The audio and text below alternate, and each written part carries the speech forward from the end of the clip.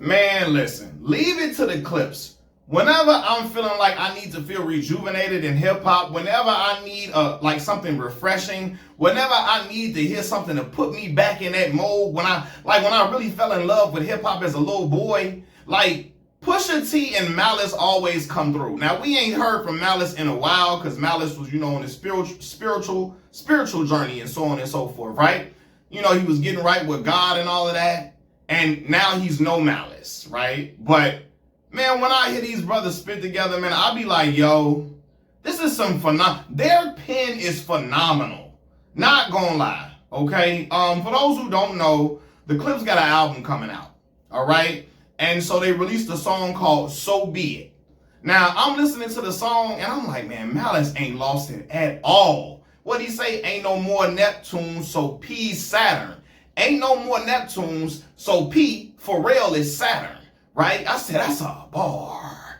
That's a bar, right? Because y'all know the Neptunes split up. Chad Hugo and Pharrell Williams have split up. You feel me? And so he like, yo, ain't no more Neptune, so P, it's a whole nother world. P is in his own world right now, right? And they love Pharrell. Pharrell changed their life. You feel me? So they loyal to Pharrell. And this is the loyalty to Pharrell is what got everybody talking about this song, So Be It. Now they rapping and they getting off. Like, chef's kiss, they getting off. But Travis Scott is the subject of, now he's not the subject of the song, the whole song. But yo, he gets some serious shots sent his way. And it's out of Pusha T's loyalty to Pharrell and how he don't like how Travis Scott be moving. Right? So I'm about to repeat the lyrics from the song. So Pusha T says, and So Be It, he says, you cried in front of me. You cried in front of me. You died in front of me. Calabasas took your bitch and your pride in front of me. Heard Utopia had moved right up the street and her lip gloss was popping. She ain't need you to eat. The net gon' call it the way that they see it, but I got the video. I can share and AE it. They wouldn't believe it, but I can't unsee it. Lucky I ain't TMZ it. Now let me do that one more time. He said, you cried in front of me. You died in front of me. Calabasas took your bitch and your pride in front of me. Her Utopia had moved right up the street and her lip gloss was popping. She ain't need you to eat. Kylie Jenner, lip gloss line and all of that. Right? He said, the net gonna call it the way that they see it. But I got the video. I can share and AE it. Now I'm like, what is he talking about? Now share and AE. Y'all know the legendary singer Cher. Her 70-some-year-old self was dating Amber Rose's baby daddy, AE. AE like in his late 30s. Cher like in her 70s. She was dating AE. So I'm like, what is he talking about? What's going on? I can share and AE it. Maybe it's just a play on words. I can share it. I can share it. Maybe it's just a play on words or whatever. But I'm like, man, what is he talking about? What is he referring to? You feel me? Travis Scott was in turmoil. You feel me? Crying about Kylie Jenner, and he consoled the brother because the brother was hurt about this woman. You feel me? He said the net gonna call it the way that they see it, but I got the video. I can share and AE it. They wouldn't believe it, but I can't unsee it. Lucky I ain't TMZ it. Did he record the whole? Do we got somebody a recording of Travis Scott crying about it or something? I don't know, right? But let's just get to where all of this stems from, because Pusha T did an interview and he explained it, right? And he talked about the fact that Pharrell and the Clipse, they was having a studio session, doing their thing, and Travis Scott interrupted the studio session, right? He couldn't wait couldn't wait for Pharrell to hear his album that was coming out, right? He was thirsty to play the album. He jumping around, and Pusha T says, Travis Scott was doing monkey dances and so on and so forth. He was jumping around and all of that, just super excited. He was geeked up for Pharrell to listen to the album. He let Pharrell listen to the whole album, including the song Meltdown, right? But he didn't play Drake's verse on Meltdown for Pharrell to hear.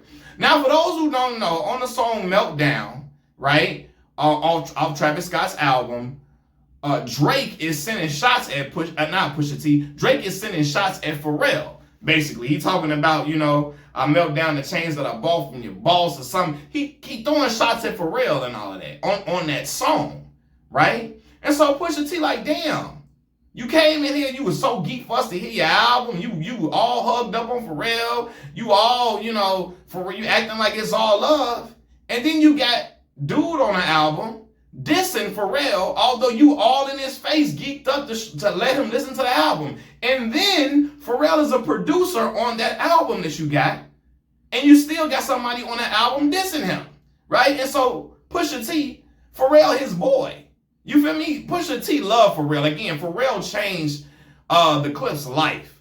So Pusha T like, hell no. Y'all know, for Pharrell, Pusha T will inherit the beef.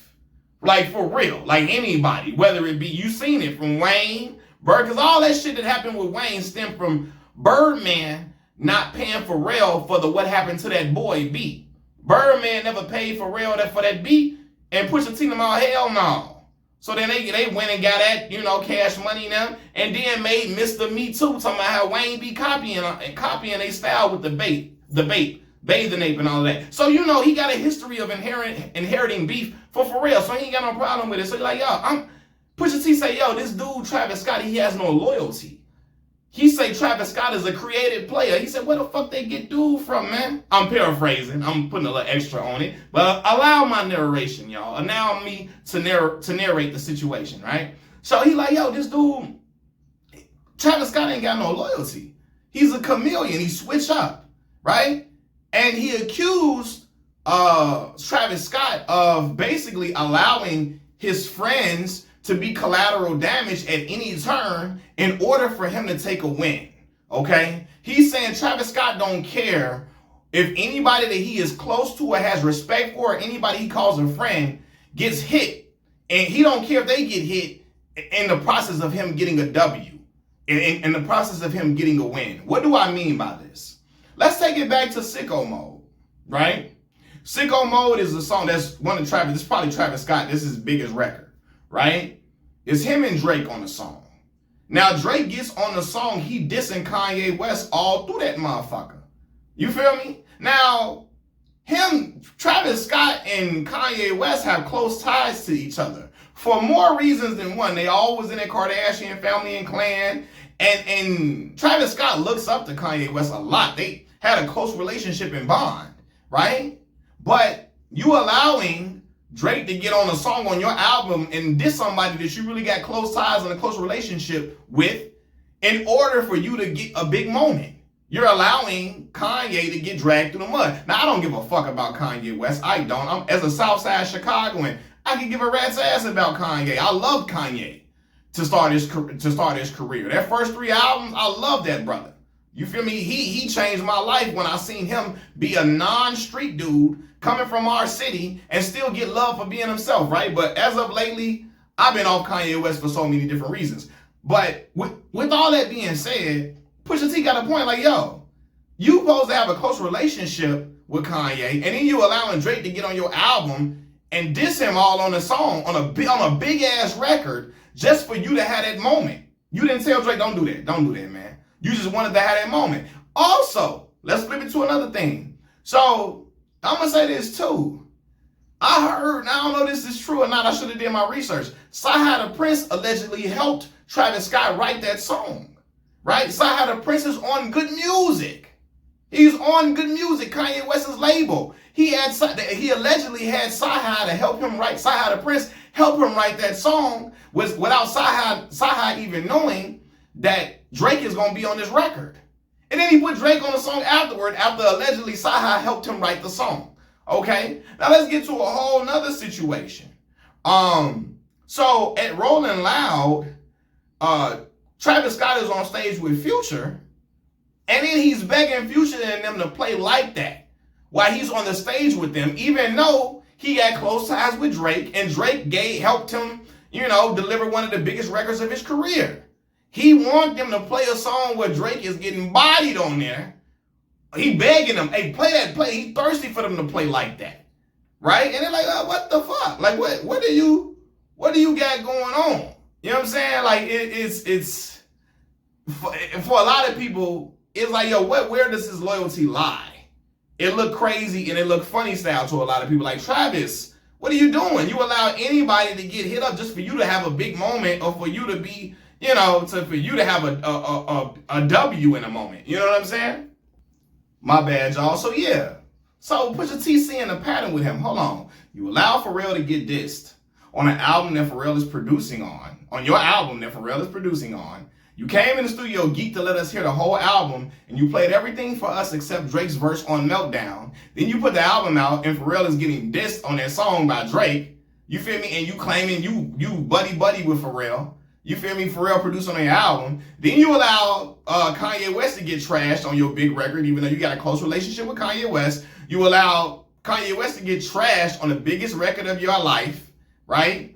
Then you get on stage with Future, and you begging Future to play Like That, even though that song got a crazy diss to Drake, the man that gave you your biggest hit. Is like, what the hell? You feel me? And so I get Pusha T like, yo, like, Pharrell changed my life. That's my man's. He don't rap. He don't make music. I'ma speak for him. Now, Travis Scott is not a battle rapper. He ain't that type of rapper. He's a party rapper. He make party songs. He not a dude that's gonna go in the booth and send no bars at nobody. Quite frankly, I only enjoy Travis Scott's music when I'm at a function, at a party or something, and I'm vibing. And, you know, particularly being a brother of Kappa Alpha Psi fraternity, a lot of my line brothers, they like Travis Scott's music to stroll off of and all of that. You remember that? I get those goosebumps every time. Yeah, that was that. My LB and them love strolling off that shit all the time, right? But I'm not the biggest Travis Scott fan. In fact, I told you I used to be like, sometimes that little devilish shit he used to try to take on, that little persona, that devil shit he used to try to take on and show to the world, it was really off-putting to me. I'm not a fan of that what's that boy, Lil Uzi Vert devil type shit. That shit ain't for me. You feel me? That's not for me. But he got some party songs and all of that, but I'm not gonna be riding around listening to a whole Travis Scott album. It's not my stilo. But if we at a function, he got some songs that I can vibe to and I really can enjoy. But anyway, back to what I was saying. So yeah, Pusha T, like, yo, I'm gonna call him out on this.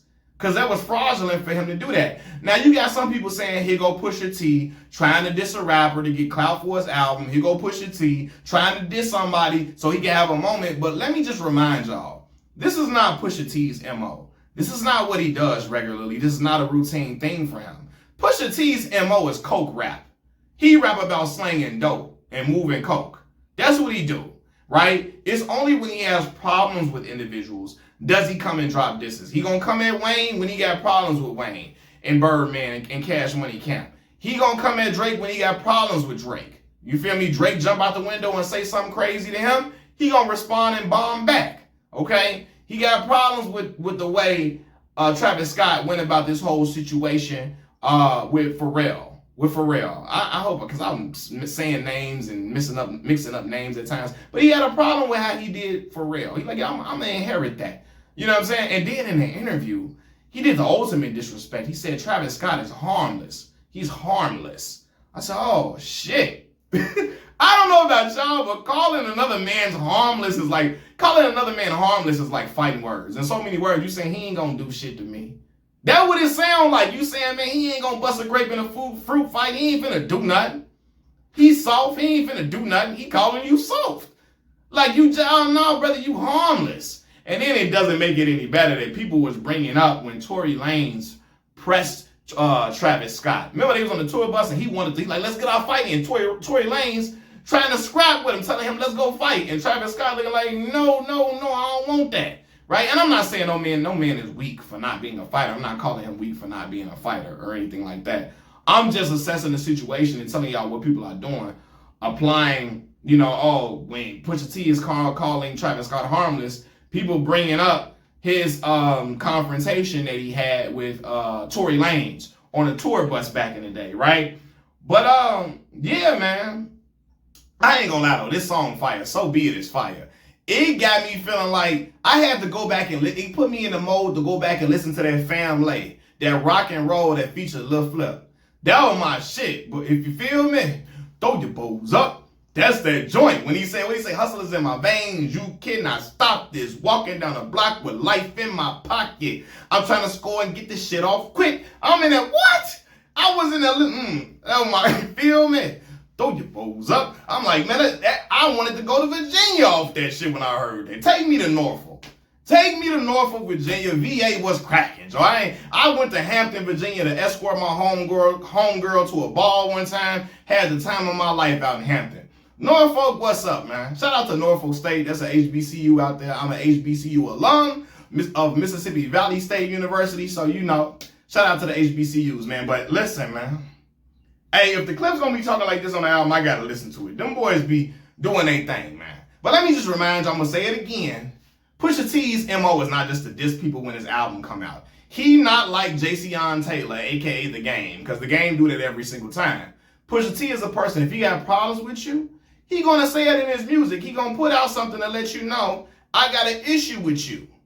I can almost guarantee you he got some shots at Jim Jones on his album too. I can guarantee you him and Jimmy finna get into a back and forth from something he say on his album. I'm willing to bet my bottom dollar on it. You feel me? So I'm very interested to see, because Jimmy was talking spicy about ain't nobody listening to Pusha T, so on and so forth. We gonna see what's up with it, but I can't wait to hear this, because Malice is in it. Malice sound like he in prime form. I'm ready to hear this, man.